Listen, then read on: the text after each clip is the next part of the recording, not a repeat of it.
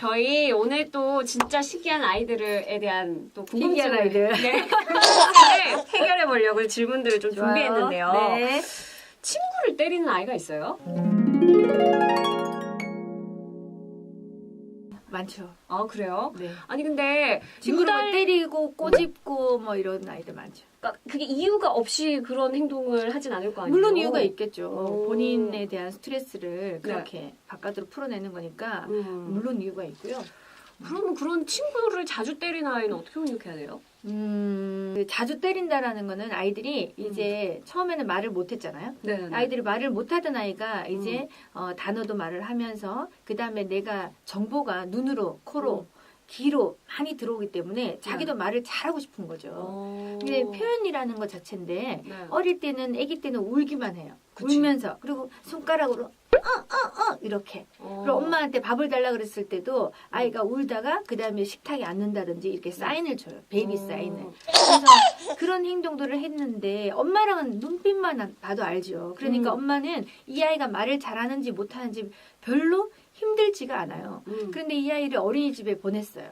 다른 아이들하고 있으니까 엄마하고 할 땐 해도 말을 안 듣고 나를 좀 달라고 이렇게 가져가면 뺏는 줄 알고 막 이렇게 뺐으니까 엄마랑 했던 행동과 너무 다른 행동들을 친구들은 하죠. 그러니까 싫어 내 거야 아니면 나도 갖고 놀고 싶어 이렇게 말을 했으면 네. 그 아이들이 그렇게 다툼이 없을 텐데 엄마한테 늘 하듯이 하면 엄마는 늘 줬단 말이죠. 그쵸. 근데 친구는 안 줘! 이렇게 되려 반대 행동을 하니까 표현을 하지 못한 이 아이는 그냥 때려버리죠. 그 친구를 그냥 때리는 거예요? 네, 그래서 대부분 아이들이 저희가 상담실에 그런 아이들이 굉장히 많이 와요.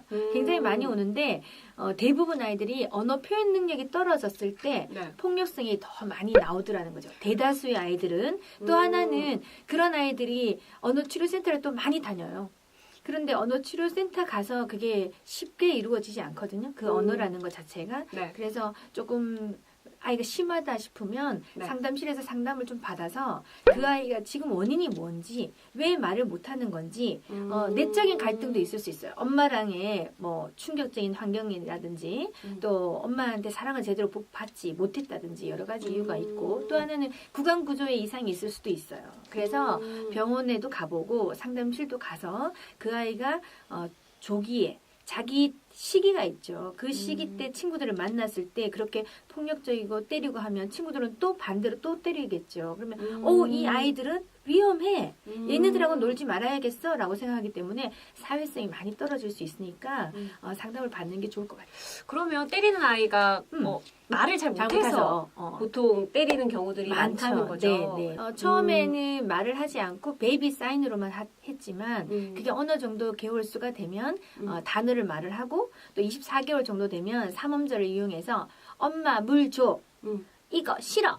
뭐 아니야. 뭐 이렇게 자기 표현 정도는 할 수 있을 때 어린이집을 가야 그 아이들하고 그냥 정상적인 사회성이 길러지는 거지. 누구는 말을 너무 잘하고 나는 이러고 있는데 그 친구들의 사회성이 좋아질까요? 네, 그건 아니라고 보죠. 네. 근데 그럼 24개월 이후 조금 진짜 어린 아이들은 그럴 수 있지만 5세가 넘었어요. 막 더 큰 아이들이 애기들 친구들을 막 상습적으로 때리는 아이들은 이거 약속이 없는 질문을 길어집니다. 5살 정도 되는 아이가 이제 말을 못해서 때리는 경우보다는 5살 정도 되는 아이는 이 절제 능력이 부족해요.